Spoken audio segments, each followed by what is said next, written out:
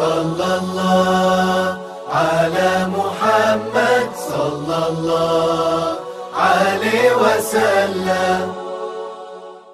Rasulullah Shallallahu Alaihi Wasallam pernah bertanya kepada para sahabat, wahai para sahabatku, ada nggak yang mau aku kasih tahu?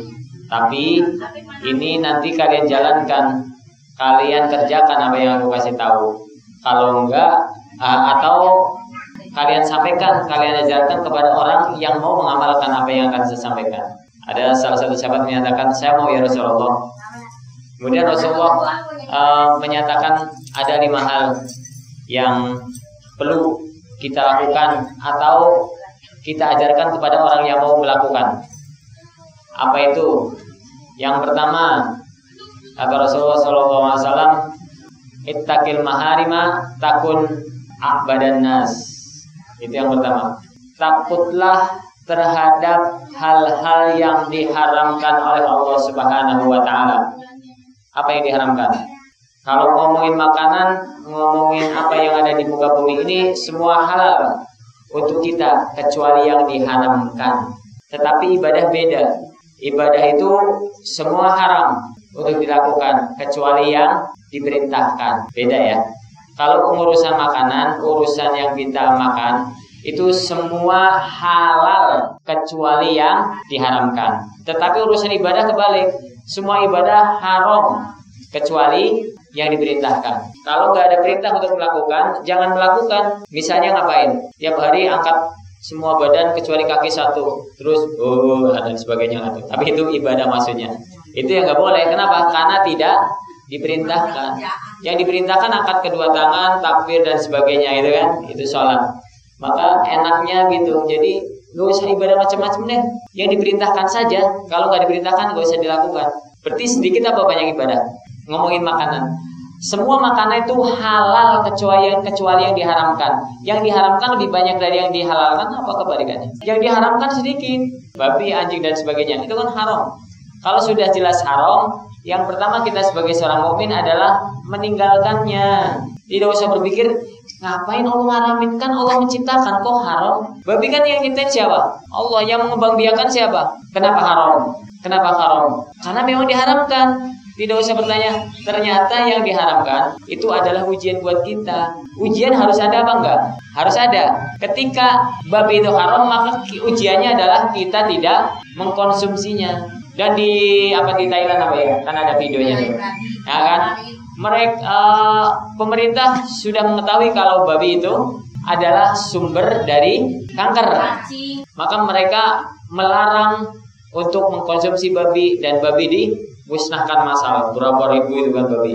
Padahal Islam sudah tahu penelitiannya seperti itu. Tetapi kita sebagai seorang beriman, kita sudah tahu atau belum kalau memang diharamkan maka haram. Seperti khamr. Khamr kan ada manfaatnya, ya ada emang. Tapi kan manfaatnya lebih sedikit daripada mudaratnya. Nah, jadi memang semua yang ada di muka bumi ini itu untuk manusia pasti ada manfaatnya. Nggak mungkin nggak. Semua ada manfaatnya. Tetapi ingat, kalau memang dilarang untuk dikonsumsi maka jangan. Jadi haram ada yang haram zatnya. Haram zatnya itu babi itu zatnya sudah haram. Darah zatnya sudah haram, kita konsumsi, bukan buat transfusi mah beda. Nyembelih ayam, nyembelih kambing, kemudian darahnya dikumpulin, direbus. Jadi mahrus, kalau bahasa itu namanya mahrus. Kayak rasanya kayak ati ya, tapi gabus-gabus gitu ya. Itu haram. Kenapa haram? Kalau kita kan selalu bertanya-tanya, kenapa haram? Ya bagus memang. Yang pertama kita imani, yang kedua kita berpikir mentadaburi. Darah haram sih kan gitu kan.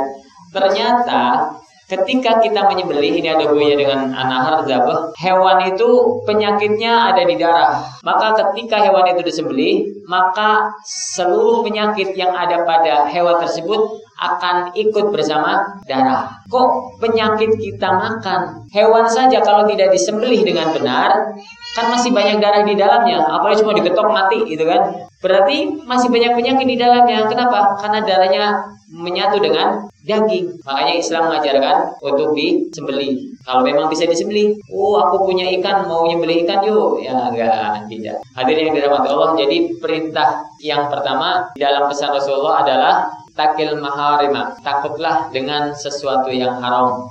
Karena pada dasarnya makanan dan minuman yang kita makan dan itu haram, sebenarnya yang kita makan adalah api neraka. Kullu lahmin nabatat min haramin fannaru aula biha. Tiap daging yang tumbuh dari makanan yang haram, maka annaru aula biha, dimasukkan ke dalam api neraka itu lebih baik, aula biha. Makanya berapa banyak teman-teman kita makan haram, kita ingatkan dia tidak mau, nanti dia Allah ambil di dalam tubuhnya, mungkin dia sakit dan sebagainya.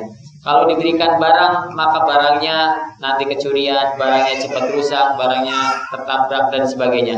Karena memang itu haram. Jadi yang pertama adalah ittaqil maharima takun a'badan nas. Jadi yang pertama haram halal berdasarkan zatnya. Yang kedua berdasarkan cara memperolehnya. Babi haram, anjing haram. Udah gitu babi dan anjingnya kita nyuri, haram double, haram mudhaf itu. Ayam halal, zatnya halal, tapi ayam tetangga kita ambil, kita sembelih. Halal apa haram? Haram. Zatnya halal, tapi cara mendapatnya haram. Maka ketika kita konsumsi itu ayam halal, tapi haram. Jadi yang kedua adalah cara mendapatkannya. Berbuat curang dalam hal apapun itu adalah haram. Kenapa? Ketika kita curang berarti ada hak orang lain yang diambil. Itu pasti. Ada hak orang lain yang diambil, baik tahu maupun tidak tahu. Makanya kita harus berhati-hati, terutama yang selalu berhubungan dengan uang, karena efeknya yang luar biasa. Ketika kita melakukan suatu tugas, entah di kantor, di perusahaan, dimanapun, ketika kita bertugas dan melakukan suatu kesalahan, selesai, dianggap tidak mampu, kan itu aja ya. Tetapi ketika kita bekerja di suatu instansi dan kita pegang uang, kemudian ada yang hilang atau kita ambil, bukan kita dianggap tidak mampu, tetapi kita dianggap korupsi, ya kan? Kita dianggap mencuri dan sebagainya. Dan efeknya ketika kita mengambil uang orang lain, sampai kapanpun orang akan mengingat kesalahan kita. Berbeda dengan tugas yang kita lakukan, kita tidak jalankan dengan baik, orang taunya si Anu tidak mampu diberikan tugas yang ini. Itu aja. Berhati-hati dengan makanan, dengan uang, rezeki yang kita dapatkan. Jangan pernah berprinsip yang haram saja susah, apalagi yang halal. Jangan. Prinsipnya dibalik. Karena lebih susah yang haram dibandingkan yang halal. Lebih susah. Mau nyuri uang aja susah banget. Takut, deg-degan dan sebagainya. Sekali ketahuan, tangan putus. Sekali ketahuan, dipukuli orang. Sekali ketahuan, dibakar orang. Pengen punya motor bagus, motor orang diambil. Itu kan haram. Kenapa? Karena hak orang lain diambil. Lebih mudah mencuri apa membeli. Sekarang membeli gampang banget. Tinggal 500.000, motor sampai rumah. Kan gitu kan. Tapi ketika kita mengambil hak orang lain, mencuri, sekali ketahuan orang, Allah pasti tahu. Tapi ketika biasanya sekali dua kali tidak ketahuan orang. Tapi karena sudah sering pasti ketahuan. Karena kalau kita terlalu banyak makan akan muntah. Ya, air penuh luber. Udah banyak nyuri pasti ketahuan. Udah banyak ini pasti ketahuan. Makanya berhati-hati. Jangan banyak yang sudah. Tapi tampaknya sudah 13 menit. Assalamualaikum warahmatullahi wabarakatuh.